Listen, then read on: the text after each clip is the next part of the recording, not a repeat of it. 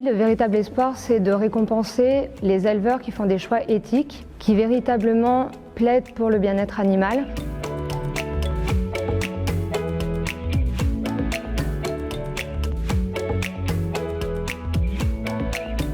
Je suis Lorraine Jacquet, responsable campagne et plaidoyer au sein de l'association Wellfarm, qui est une association qui travaille sur l'amélioration du bien-être animal dans les pratiques d'élevage, et donc au niveau aussi bien des conditions d'élevage que de l'abattage, du transport des animaux.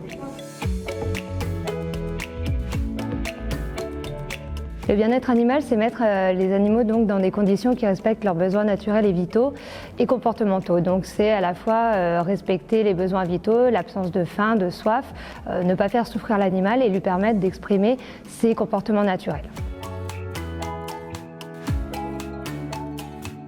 Aujourd'hui, on a des réglementations effectivement au niveau européen et au niveau national qui sont plus ou moins bien appliquées selon le domaine. Donc un exemple par exemple de réglementation qui existe mais qui n'est pas totalement appliquée, on peut parler de la réglementation sur la protection des porcs en élevage qui interdit au niveau européen la coupe des queues routinière et qui aujourd'hui malheureusement n'est pas suffisamment appliquée.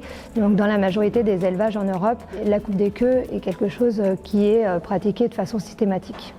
Aujourd'hui, la PAC conditionne l'octroi des aides à certaines directives de protection animale, mais pas à toutes. Donc c'est un vrai sujet de préoccupation pour les associations de protection animale, puisque les agriculteurs peuvent toucher des aides de la PAC, même s'ils ne respectent pas totalement les directives européennes sur justement les conditions d'élevage des animaux.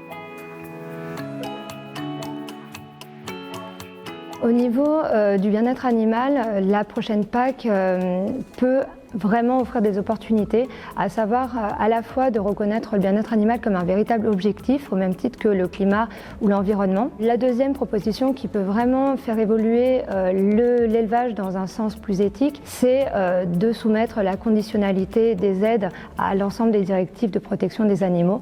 Et enfin, le mécanisme des paiements pour services environnementaux et bien-être animal, à savoir donc proposer des mécanismes qui récompenseraient les éleveurs qui justement vont au-delà des exigences minimales imposées par la loi, à savoir par exemple d'adopter des densités d'élevage qui sont réduites par rapport au maximum obligatoire, également adopter des conforts de couchage, réduire les mutilations dans les élevages.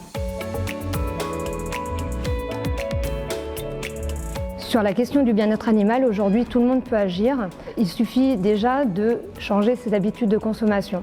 Aujourd'hui, les consommateurs sont conscients des difficultés que pose l'élevage intensif, des difficultés en termes de bien-être animal qui se posent dans la production. Déjà en choisissant aujourd'hui des modes de production plus éthiques, en faisant attention lorsqu'on achète des aliments issus de production animale, on peut vraiment faire pencher la balance et montrer que le consommateur a un véritable poids. Il peut s'exprimer par le biais de son pouvoir de consommation.